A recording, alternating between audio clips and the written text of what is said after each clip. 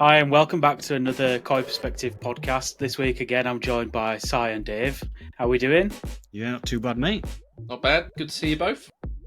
Yeah, we made it through the last podcast completely unscathed, besides Dave's pants, from what I understand. You're going to have to tell the story now, aren't you? Yeah, go on, tell us what happened. So when we was recording the last podcast, towards the end, I could smell something. It smelled like hot, sort of molten plastic. And what I didn't realise, I got a little halogen heater down by my legs. And what I hadn't realised was my leg was touching it. So it had melted my trousers. And I'd managed to weld myself to the heater. But Brilliant. I kept a brave face for the last minutes of that. That's a very Dave thing to do, isn't it? Yeah, I didn't falter. I carried on till the bitter end. A real trooper. Yeah. But no, I enjoyed doing the last one. We was meant to have a guest today, but the weather today has been absolutely brutal, hasn't it? Yeah, terrible. The one thing about this podcast is that we're recording ahead of time, so we put it out and the weather's already happened, so we can't do the standard. Weather's been good this week, so I'll have to alter my adjustments for the introduction. But today we're gonna have a discussion about how we all built our ponds and maybe the things we would have done differently, and put out a bit of information for somebody who's maybe looking towards building their own pond or maybe upgrading their pond. And we've all been there, haven't we? You've started with possibly with a liner or with one of them pre-made, pre-molded ponds or whatever, and then it's kind of like, even in that planning stage where you're going to move towards a concrete pond or a preform like EZ pond or something like that, still a lot of planning has to go into it. For you guys, is there things that you would have done differently or not? Most definitely. I mean, for me, for a start, I'd have had a bigger biochamber from start. Yeah. So obviously, with my new pond, when I rebuilt that, I really only planned for the fish that I had at the time that were going in, just small koi.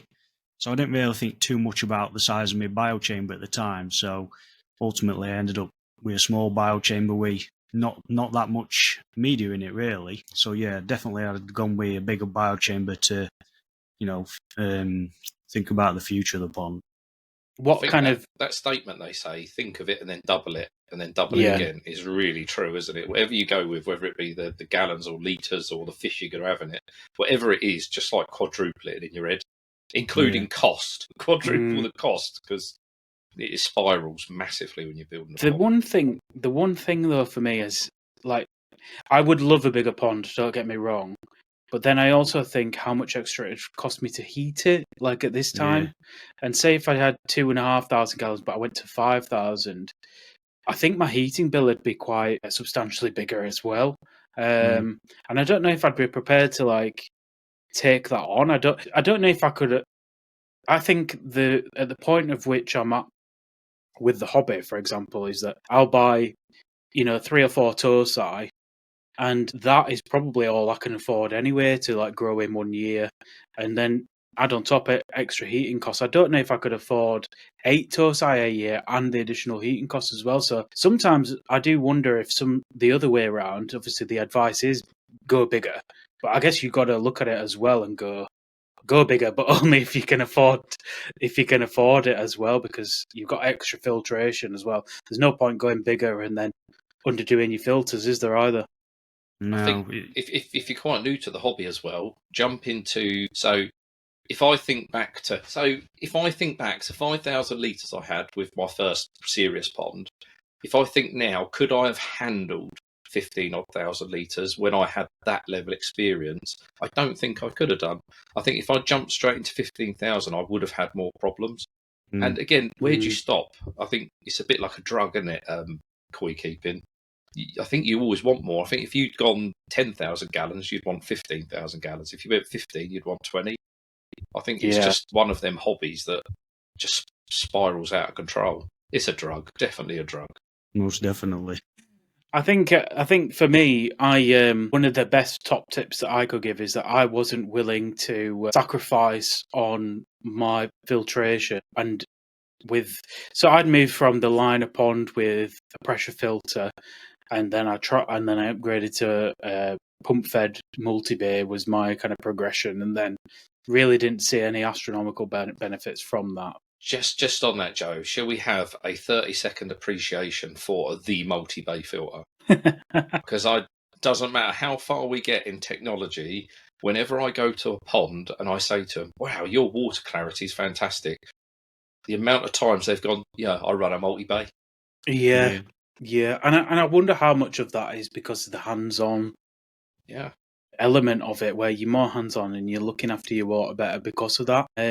I'm a big believer in that, and this is going to sound strange to a lot of people, is when I put my hand in the water and I was cleaning filter brushes or something like that, or even when I'm just feeding my fish or I'm just checking my biochamber, sometimes I can feel the difference in the water. And that's going to sound balmy, but sometimes I'll take my hand out of the water, and when I dry my hands, they'll be like my hands will be really chalky. I don't know if you've ever experienced that. Whereas sometimes when my pond, I believe it's clean water, when I dry my hands off, there's no like chalky feeling on my hands. And I think that's the difference between clean and dirty water. Is chalk good? Is chalky hands good? Chalk then? bad. Chalk is bad. Well, that's funny, because if I handle my water, I do get chalky hands. Yeah. See, that's it'd be interesting. interesting to know whether that's pH related, whether that's KH related. I think that's really interesting. I believe it's something to do with your biological filter breaking down at them, really micron levels. And once your biofilter's like really truly performing, the big change for me came when I added my shower filter on. I put in Crystal Bio, which is like a really, really soft, I say soft, it's a very, very light ceramic media, like really light. A bag of it, a full, like, 50-litre bag probably weighs a couple of kilos. It's really light. And I put that in, and I'd always experienced nitrite problems throughout my time of keeping koi. And I put this stuff in, and it's actually shipped by Ogata Koi Farm, is the producer of it in Japan. And they actually you can buy it, and it comes from Ogata. And I put that in, and my nitrite within probably 2 or 3 weeks just disappeared. And then after that, I'd never had that chalky feeling on my hands. So I've never had that since. So I think it's once your biological filter is working at breaking down things at that like micron level, that's where you start to you can just feel the difference. But going back to the old multi-bay filter, I actually still think and would love to actually test something like that out on a grow-on, because it's still what the Japanese are using to this day, vortex systems followed by static multi-bays. There's no fluid bed media in Japan. It just does not exist. So don't let anybody tell you if you're a multi-bay owner that it's not the right way to go. I absolutely think it's a viable way to keep and grow koi really well. Yeah. Especially if you're building on a budget, because the amount of multi-bays where people are getting drums, Nexus, whatever, the amount of multi-bays, if I went on Facebook now or any other social media site, there'd just be multi-bay galore, all different sizes, Cockney koi, and they go for like 50 quid, some of them, which is great value. And that's with the Jack Matt cassettes in them. And you think to go and buy Jack Matt, really expensive, yet these filters are going for 50 quid with all the Jack Matt in it. So I think probably the biggest issue with multi-bays is actually locating one in your system, just because of the sheer size of them. Because they're just like a big long thing, and then obviously if you have a big pond, you've got to have one big enough that can deal with all that waste in the system. So you've got to have massive amounts of matting or whatever media you're going to have in there. So you need a big multi-bay for a big pond. It is the maintenance, isn't it? Yeah. So if you work away or whatever, it's probably not the ideal filter for you. But if you're around your pond a lot and you really want to be attached to it, then it's probably a good. They just take up quite a big footprint, don't they? Yeah, they do take up quite a big footprint. But I don't know, Si, like with your grow-on pond, did it cross your mind to try something a little bit different? What's the plans for the filter with this? He's not going to filter the water. Building? He's just going to leave it. He's going au naturel. No. I'm definitely putting a drum filter in there. One of the things what I am doing with the new grow-on system, going back to the pond what I built, obviously because when I built this new pond, I mentioned that I really went with a too small of a bio. Well, this new system now, what I've actually done is done a block built one, so I can get a lot of media in there, and not have to worry about how much waste is going through it and whether the bio can cope and stuff like that. So I have actually gone with a block built bio. I've estimated I'll probably be able to get about maybe 400 litres of K1 or something in there. And mechanical filtration wise, yeah, I'm going to have a drum filter in there, no doubt. Because I'm going to be putting Tosai in there. As we know, Tosai, they make a lot of waste. I want that waste out of the system as quickly as possible. And you're going to be putting a lot of food in, I presume, as well. Oh, yeah. So a multi-bay system might need flushing even once a day. The amount of food you might be putting in there. Yeah. It's not unrealistic to think that's possible unless you had a huge, giant vortex chamber. A multi-bay is, I mean, again, it's not saying that one's better than the other. It's just us three all have families and we all work full time.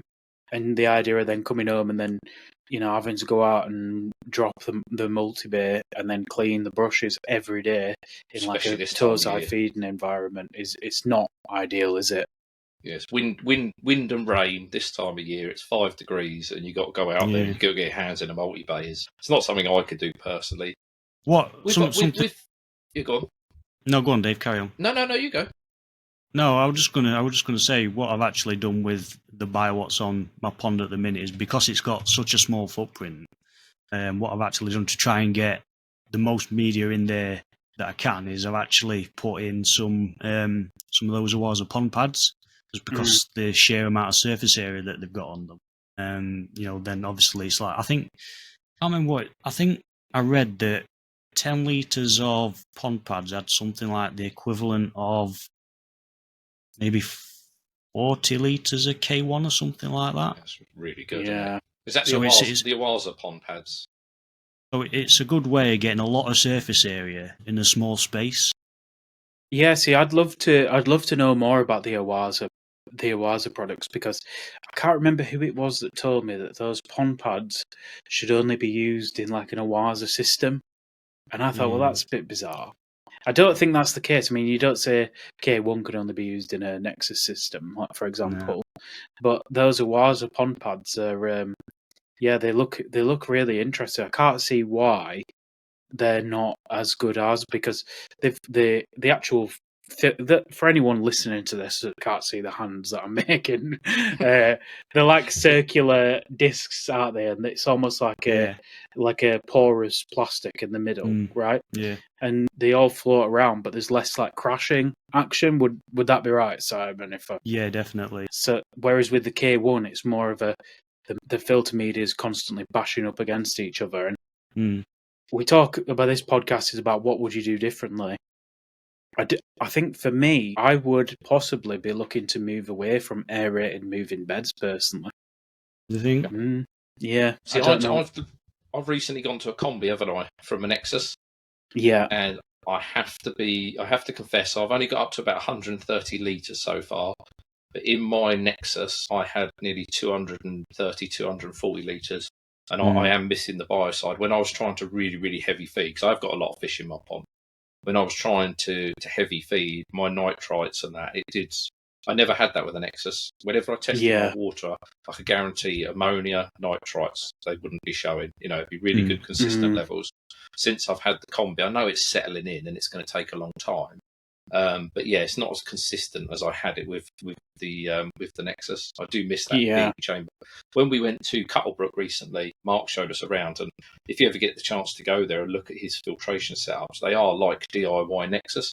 He's got like 700-800 litres of bio on each pond, and he sees really good results from it. So I think it's a really good point from Si. There is, don't underestimate your bio. You can have the best drum in the world, but if it's got no bio side, then you may as well give up, haven't you? Yeah, I mean, for me, when I went to, I mean, again, it's not like the testing element. I mean, this new tank that I'm building at home is going to be one of the Burton drums, all being well, with a combination drum. It's one of the smallest ones they do, because it's only 500 gallons, that tank. It doesn't need a right lot. But I'm almost thinking of just putting some ceramic media in the bio chamber and just aerating that, because that's all they do in Japan. And I know the Japanese change a lot of water, and there's an argument to be said for that, but they they just use ceramic media in that format. They just drop it in and leave it, and they'll clean it once every 6 months. And I personally think you do get like a settlement in your biochamber every so often, don't you? Especially if you're using like clay products or things like that. Like you do get some form of build up in after your drum. That's just, it happens. Yeah. But I asked them in Japan, like, do you take that out? What do you do? And they just leave it. They see it as good. I've got a video coming out in future about that because it was really interesting. What a plug, Si. What a plug, yeah. What a plug. Oh, I've got a video. Because he had the ceramic media in bags, and I asked him how old they are. 35 years old. And it was this crystal bio that weighs nothing. Same thing at Ogatakoi Farm. I said to him, people in England think it can go soft in a shower after a certain amount of time. So he opened the chamber and literally like jumped on it. Jumped into the filter with his wellies on and started jumping up and down on it. And he was like, see, not soft. I was like, oh, right, yeah. So that was quite interesting. I've just given away the whole video now, but yeah. Yeah, don't bother putting it out now. With our own ponds then, are we all fiberglass? Mine's fiberglass, yeah. Yeah, mine's fiberglass. I think that's a big move, isn't it? Because there's loads. If you there's nothing wrong with a liner, especially if you go like EPDM. Avoid some of the lower price liners because is it what are they? What's the other one? HDM. No, it can't be repaired. Nothing sticks to it, so you've got to be very careful. Yeah, you're talking about those ones what are like a tarpaulin thing. Yeah, they're like a weave, aren't they? Yeah. Once they got a hole in it, that's it. It's game over. You can't seal them. And I actually had one in my grow on and got the hole in it, and I couldn't repair it. Well, that kind of liner is what I had in my first pond. Cheap and cheerful. I didn't know any better at the time, to be honest with you, but it lasted 10 years, to be fair to it. Yeah. There's nothing wrong with lime. My dad in he's got, I think at the time it was a 0.75 EPDM, but it's definitely worth going on YouTube and looking at some of the videos about how to fold corners. Because I remember the first one I done, it set so many creases in it. You know, we actually lost a little fish. We had a little butterfly koi, still got it now. And we actually lost it in one of the creases pretty much a whole winter. Wow. And then when we moved everything out of that pond into the new one, we found it again, which was a lovely surprise. But the gunk that was in them folds was disgusting. Yeah. One thing I found quite important to do after I'm talking about my first pond here, what had this tarpaulin liner in it, is I noticed what were happening because of how my folds were, where my returns were positioned. It would blow any debris into the creases of the corners. If you didn't fold them the right way, debris would get stuck behind. If you was to fold the creases the opposite way, obviously nothing would get pushed into the corners of the folds there.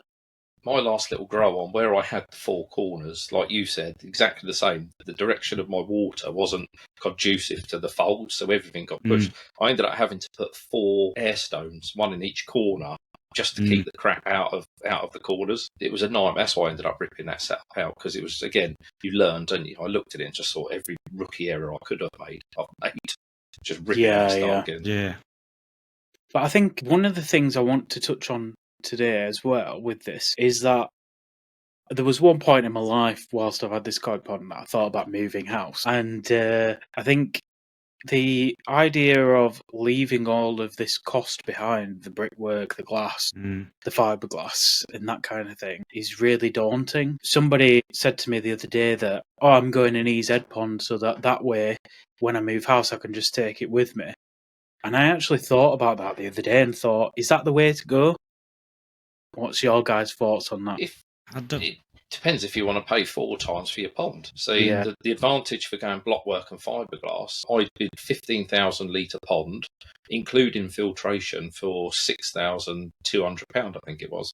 If I'd wanted a 15,000 EZ pond, I would have been looking at colossal amounts. And it's got to be craned in. I think grow-ons, they're fantastic. But personally, because I'm a bit tight, I've built mine in such a way that I can flatten it. When we come to sell the house, I'm literally push the whole thing in and it becomes a patio area with a pergola over the top. Yeah, I like building mine. It's part of it. And to be fair, the thought of moving house, so we said we're going to move in sort of 5 or 6 years' time. the thought of moving house, in my mind, I'm already planning my next pond.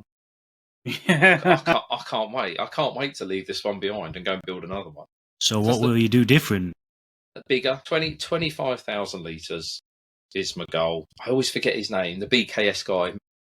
Yeah. Is it Matt? His pond Yeah. is incredible. He's got that one curved front, the window. Yeah. That is such a stunning pond, and something similar to that, more than one bottom drain.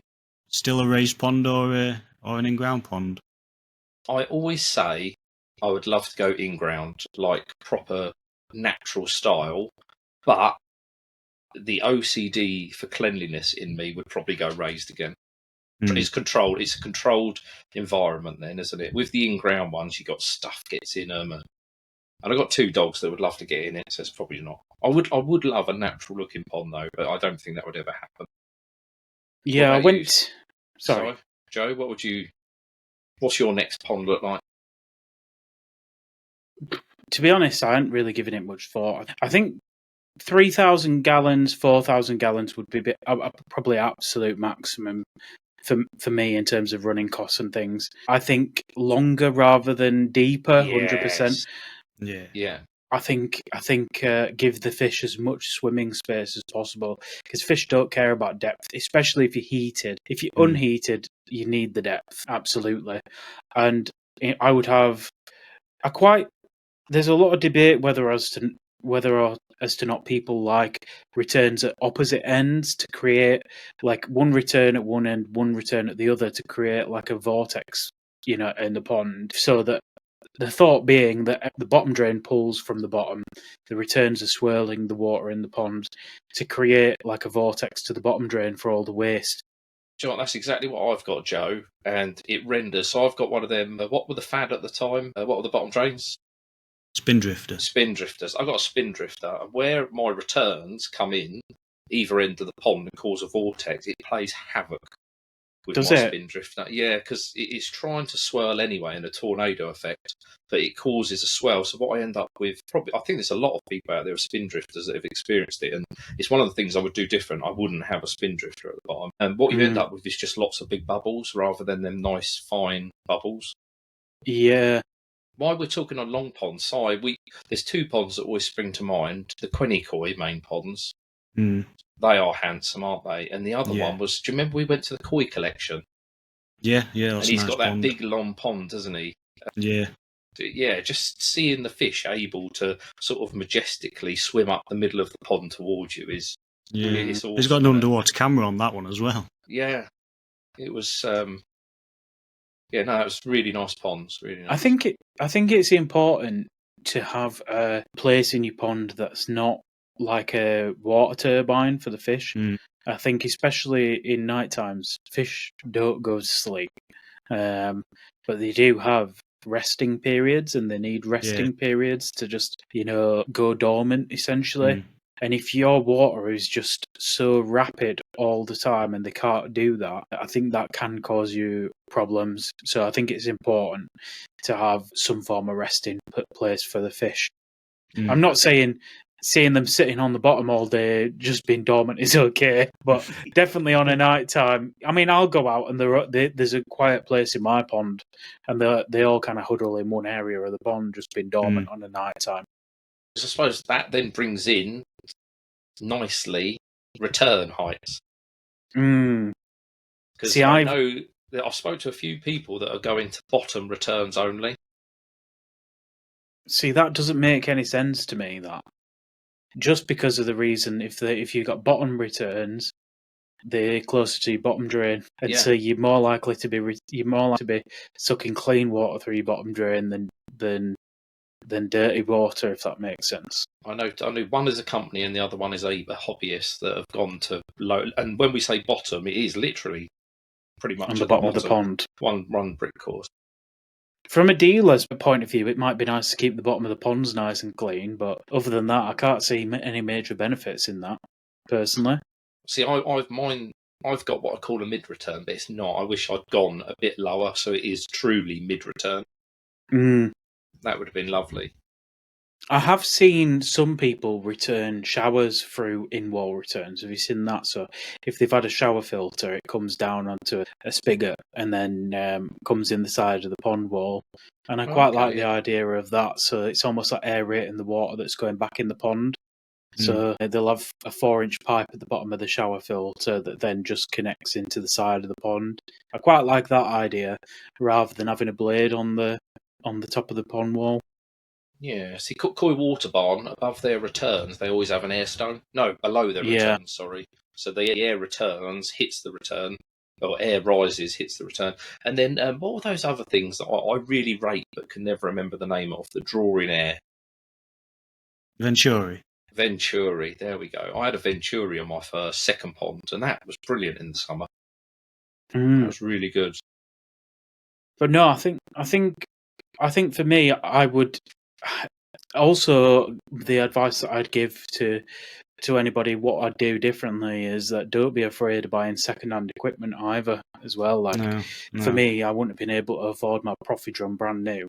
I bought one of the first ever Profi drums that came into the country. You got a Profi drum? Yeah.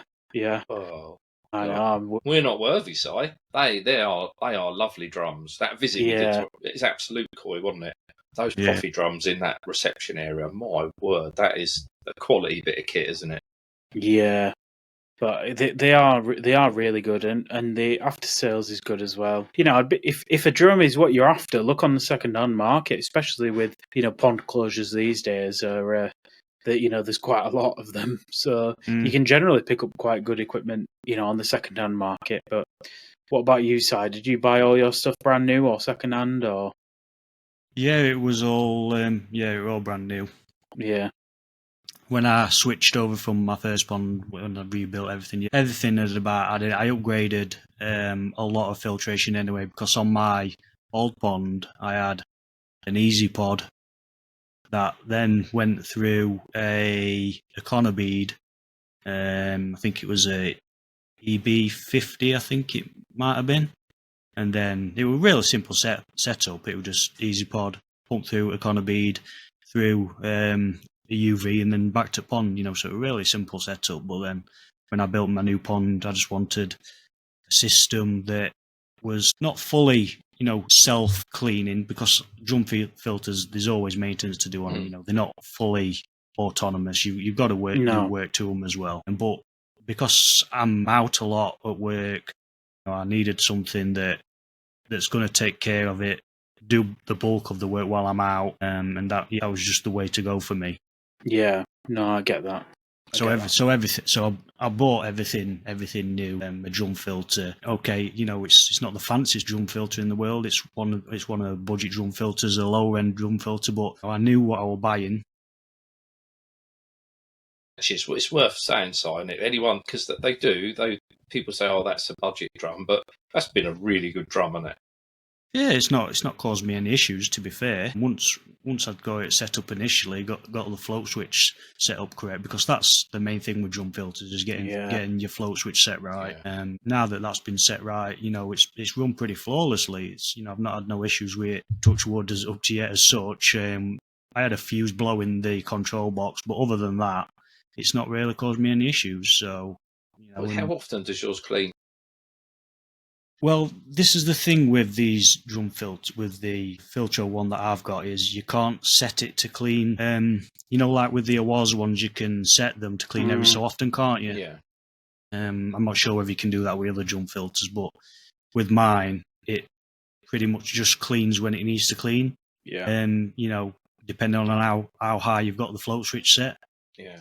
I was thinking about trying to do a little modification to it, if I can add some sort of time switch into the control box somehow, so I could set it on a timer. But I've not quite figured out how I'd be able to do that yet. Maybe Dave might be able to have some bright ideas on how I can do that. Yeah. Well, all we need to do is take my one apart, don't we? Take my control unit apart, and you could just have a look. Because I'm pretty sure that the time element of it is literally just a timer unit. Yeah. How often do you reckon it's cleaning? I'd say when I'm feeding the maximum food, I'd say it's probably cleaning maybe every 20 minutes, 30 minutes, something like that. Yeah. But last winter, when I wasn't feeding barely anything, it will probably clean in, I don't know, maybe once every couple of hours, something like that. That's really good, isn't it? Yeah, that's in terms really of good. economy, that is really good. Well, it's almost like you put in what you get out of it. As the more you feed, the more it cleans. The less you feed, the less it cleans. my drum filter as well is it's the spray bar on it is fed from the main, so it don't take water out of the pond. It takes it from the main. I'm not on a water main, so I'm not on a water meter, so it's no issue. Damn you. Yeah, I'm on a water meter as well, and I'm also on fresh water. But the one thing that I have found is that every time when it gets icy around here, when it gets really cold, my tap to the drum freezes over. So I've had it sometimes that my pressure pump has been trying to pump water through a frozen pipe. But that's just my own bloody negligence, not thinking about it. But when it's cold outside, you don't think, let me check my pressure pump on the drum to see if it's pumping water through the pipes. I just didn't think, and a couple of times. This is where I'm really lucky being right down on the south, because the chances of us having minus conditions are quite slim. I mean, even when we have snow, we usually have snow for a couple of days. But strange thing with snow, isn't it? The temperatures tend to pick up just before it snows. So I'm quite fortunate. But funny, all three of us are mains fed on our drums. And being honest, mine actually, the pump itself is fed from a header tank. Although it's mains fed, the mains goes into a header tank, and then the pump itself pulls water from the header tank. I like being mains fed without having to have auto top ups and. Well, the main reason I did it like that is because otherwise I'd have had to start messing about fitting solenoid valves and stuff like that onto water main so I just decided to put it into a little header tank. Yeah. Well, I think it's chlorine. It keeps the grills clean, doesn't it? It keeps the mesh clean. Don't get that bio build up. Yeah. It was Andy Finch that mentioned it to me the other day. How much do you think of the water, when your drum is cleaning, how much of the water that's spraying the drum clean is actually getting into the pond? I'm so glad you mentioned this, Joe. I've always been too embarrassed in case I've got something set up wrong, right? But if I leave my pond for a week and a half without measuring the levels, it astounds me at how my pond, without rain, because it's all closed in, how much my pond level has risen from water from overspray. Is that purely just from overspray then? Yeah. If you watch, I've sat and watched the drum through the waste tray, and it really does, that overspray, because it's got the lid on it and everything. It really surprises me at how much water actually not misses the drum, but mists away from the drum, and returns to the pond. Yeah, if I leave it, which is brilliant for water changes, because mine goes through a dechlorinator anyway. Can't you change the angle of the jet, see if that makes any difference? I did. I don't know if you remember, but I changed the angle slightly, and because it's got so much power, where it was going at an angle across the drum, it pulled the mesh off the drum. My God. Jesus. I remember phoning Tony at Draco. I said, you're going to have to send me some new mesh out. Honestly, halfway. I should be trusting with technology. It's all okay until you realise you've got chlorine and heavy metals in your water, and that overspray is actually causing you a little bit of a We've got Mr. Finch. We got Mr. Finch coming on at some point, haven't we? Yeah. It's a good topic to discuss there. I've just been dealing with Andy, and he was on his holiday. Didn't even realise he was abroad with his family, bless him, and he's talking to me about bloody Big Blues. Game changer for me. Big Blue, game changer.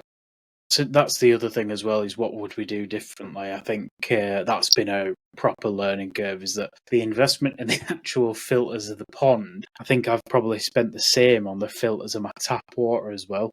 Do not underappreciate that side of it, but that's a whole different kettle of fish. So in terms of the pond then, where do we all stand on Bakki showers? Because they are quite a polarising topic. I'm not a fan in it. I'm not a fan on them. No, I'm not a fan at all. Just from past experiences, I think they make it difficult for getting rid of parasites. Well, in fact, if you even look at the back of a fluke treatment packet now, it'll say, the powder treatments. They even say not for use with systems with running Bakki showers, because it'll literally just strip everything out of the system. when I had, some people that are listening might know I had a bad bacterial issue last year. Obviously, I can't say for 100% certain if the shower itself caused me any issues, but I don't know. There was just something in the back of my mind I just weren't happy with. So I just decided to take alt media out. I had fish what were flashing a lot while the Bakki shower were running. I don't know. I took the media out of the system, and for some reason, it just seemed to settle them down a bit. I don't know why. Yeah, I took my shower off. We used to chat in the WhatsApp group about it, and I took mine off. But I took mine off, and I'm about to replace it. But not for the sake of media. I think I had problems with the neighbour at the time because of the noise, and which isn't a problem anymore. But I missed the noise, and I missed being able to put floss in my filter. So at the moment, my skimmer line comes out and goes straight back to return in the pond. But I'm actually going to look like I did before. I'm putting a shower back on, but I'm going to turn the top shower into a top tier into a sieve. Right, okay. Which is something I did right back in the early days. So it'll be a sieve, and then it will be jack mat and a filter floss. I won't be putting any proper media in it. Interesting. Why is that? Because I had, like I said, I couldn't believe the flashing and things like that. The issues I had trying to treat flukes, and it all stopped. As soon as I took my shower off, it stopped. It was everything became easier when I took my shower off. But I massively missed the sound. I will say that. Yeah. Another thing that really bothers me with back showers, it might be just me. It might be just something that's in the back of my mind because I'm like that. It's all the tiny crevices inside Bakki media. I don't know, just grates on me. I just don't like the thought of anything being able to be sat inside the media, just waiting to pounce. Yeah, it's all right if it's good bacteria, isn't it? But like you say, equally, it's. I always think of like a cave with a bear in it, and you're just waiting for it to come out. I know it sounds really stupid, but yeah, I remember I did a video where I actually, when I took my Bakki shower off, I soaked all the BHM, the media, ceramic media, and I was impressed. There wasn't as much as I thought there would be, but there was a lot of brown came out of that media. And there was a lot of muck sat in the bottom of that tub when I cleaned it. I've still got it, fun enough, in a bucket, just in case I ever want to use it again. Do you know, interestingly, I'd done the same, but with my K1 though as well. So when I've taken off my, so if I've opened up my biochamber, basically to clean it, I would then sock net out the K1 and put it into my big blue bowl for measuring fish. So I'd take out my K1 with the waterproof sock net and I'd chuck it in the bowl. And just putting the K1 into the bowl, the water was nearly black, just with the K1 on it. With that statement, I'm more shocked that I've never thought to use my koi sock for getting the media out. Yeah, it's really good for that. Yeah, because then you can just pour the water out the end. Yeah, it's good for that. It's just obviously it could be quite harsh on the material if you've got quite a But no, I think with any media, the actual build-up that you get from the good bacteria can just look like horrible gunk, and it doesn't smell particularly bad. And again, I reference that point in Japan, like they don't clean the submerged bacteria that's not aerated. Like they don't aerate their media, and it does get like a gunk on it, but they consider it like good, healthy gunk. Like I think bad bacteria stems from, feces and obviously can be transmitted by, poorly fish as well.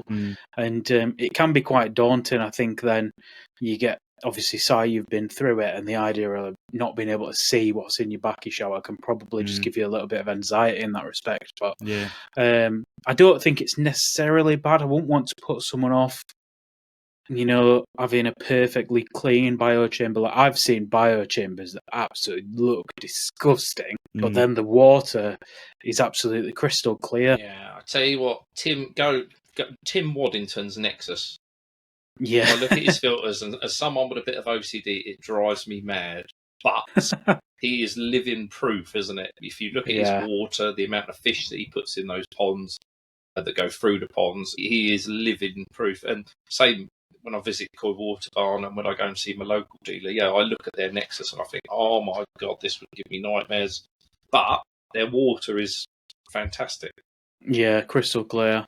I think for me, I do wonder about, and I'd love to. We say that the showers cause persistent parasites, and it's not just you two that have said it. I think there is a bit of a consensus on the internet that showers make it hard to eradicate. Because we've said it, it must be true, isn't it? So that is But the gospel from now on. We mentioned earlier about the K1 media, and again, I'm not like a biologist or anything like that in terms of speaking for these kind of things, but the logic in my head is with aerated media, if you've got this crashing effect, and we're under the consensus that parasites can live in biological filters, and you've got this crashing effect in a biological filter with the aeration, does that not mean that parasites can be coming off all the time in an aerated biochamber, and good and bad bacteria can be constantly flowing around in the water, like airborne in the water? I'm sure they are. I mean, all sorts of stuff lives on media, don't they? You get all your tiny little rotifers and things like that. All sorts lives on your biological media, doesn't it? Yeah. So it won't be any surprise to find fluke or whatever on. I mean, I've even had the Awaza pond pad. I've even had one of them under the microscope, and you can literally see all the little critters on them. That's interesting. It's difficult. It's difficult to do. It's difficult to weigh a piece of K1 because of its shape. It's difficult to get it under the microscope and actually look at it. But with a pond pad, because it's flat, you can literally lay it on the bed of the microscope, and look a lot better. And it's surprising the amount of critters that you find on. Yeah, I was when I had them problems, the bacterial issues and that. I had a specialist come round and he did. While he was there, he said, "I'm going to take some scrapes off of the inside of your filter. I'm going to take a scrape of your liner of your pond or the fibre." Yeah. And he was horrified. He said, "What do you see on that slide?" And I said, "Nothing." He said, "Precisely." He said, "I should be seeing a lot of movement on there. There's a lot of good bacteria, like you say, the rotifiers, whatever they call them." I had literally, where I was so clean, there was nothing. It was I've done that before. I've scraped my pond wall and put it under a microscope on a slide, and literally flukes on there. Yeah. Costia, well, what looked like Costia anyway. But you know what I mean? You just find everything under the microscope when you scrape your pond wall. If you're new to microscopes, and you're trying to cut your teeth on it and learn to use it, go and take a scrape of your pond wall, and then have a good old look what's on your wall, because it'll hone your eye in. But I think it's the sign of a healthy ecosystem as well to find things like that. Yeah. I think circling back to what we were discussing on this podcast, because we always do go off on our own little tangents, and I think that's why people will love it, to be fair. But I think the consensus for us, if we're building a koi pond, we've all said probably fiberglass. Do the biggest that fits within your budget.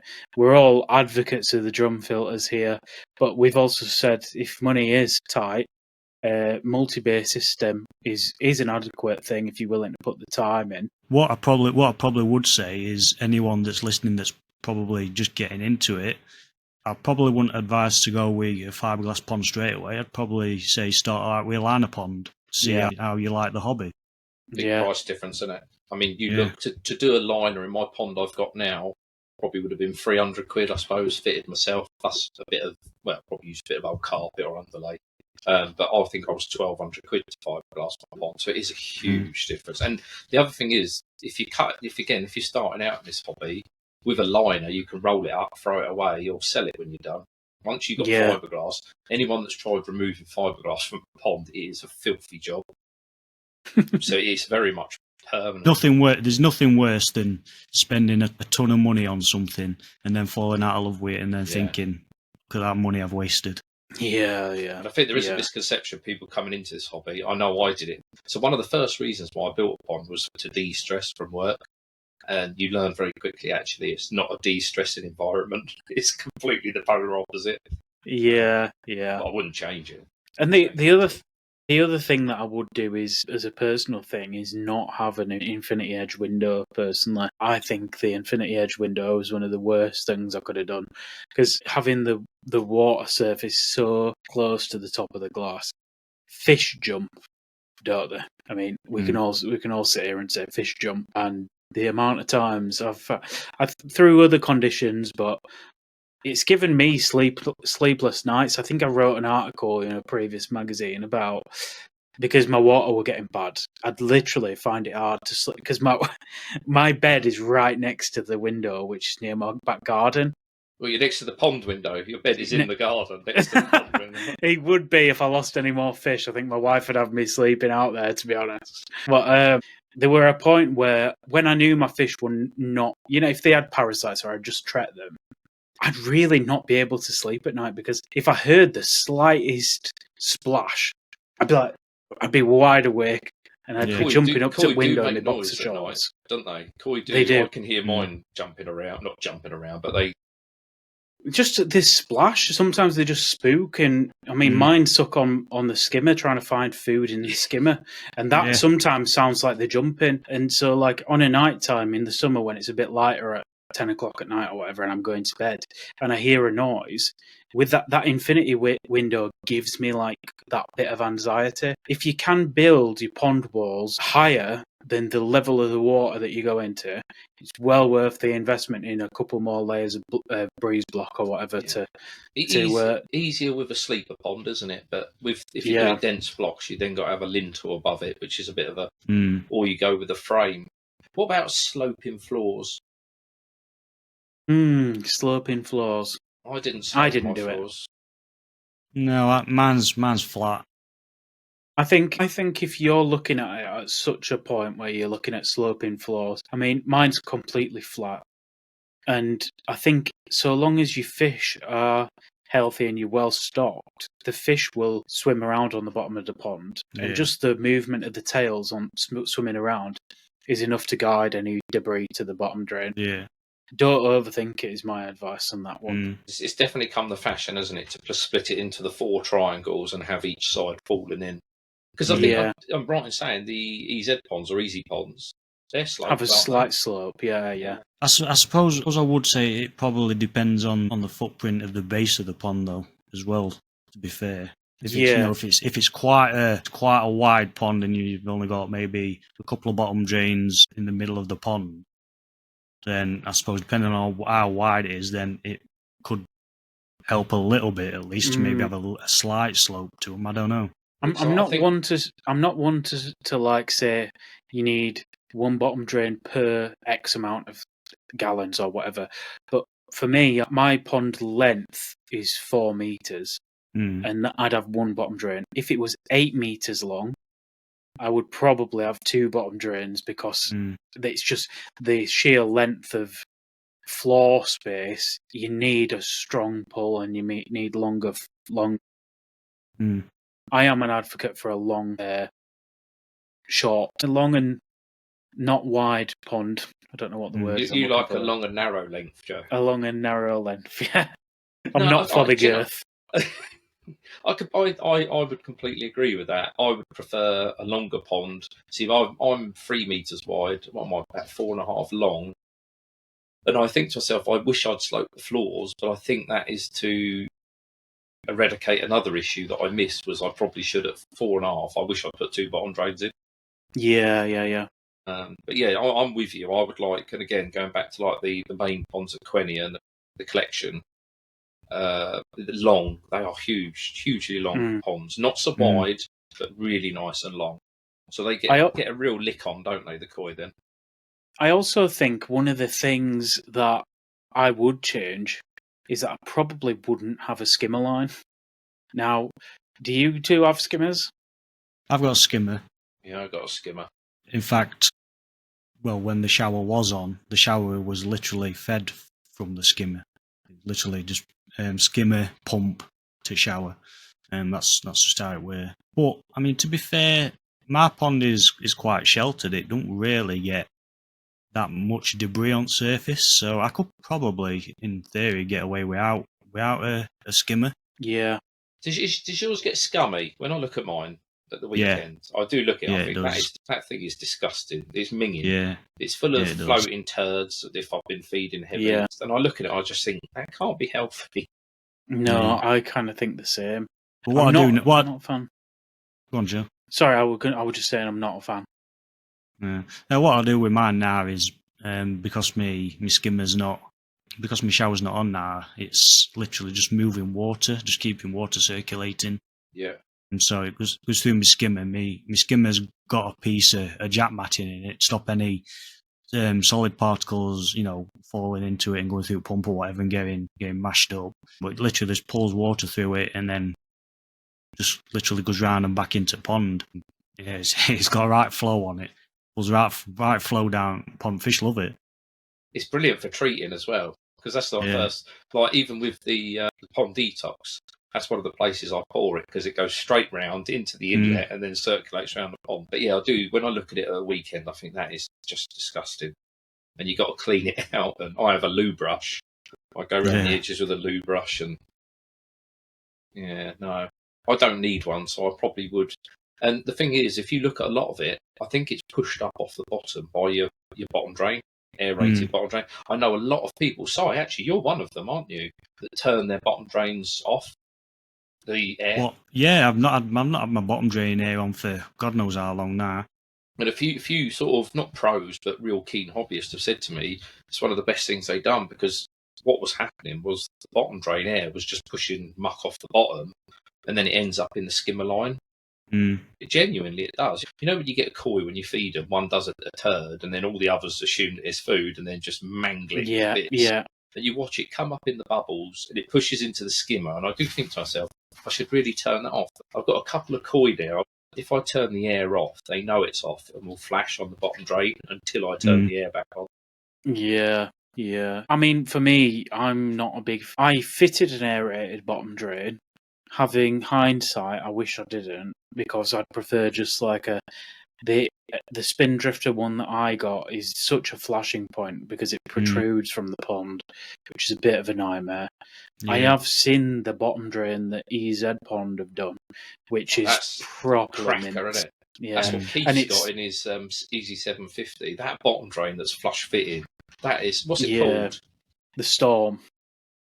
That's it. Yeah, and it's really well made, and that doesn't protrude from the level of the concrete base. It sits below, so the fish will find it really hard to like flick or damage themselves on it.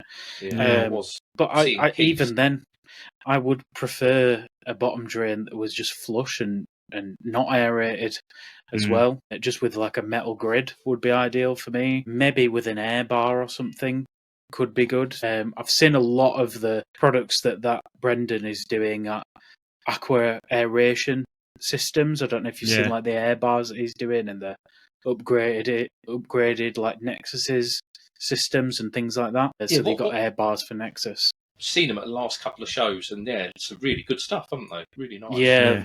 Really innovative stuff, and they actually will design you like DIY aeration systems to like fit your requirements. Like I think he's on about doing an air bar that is like in an L shape, so you could put it in the corner of a pond.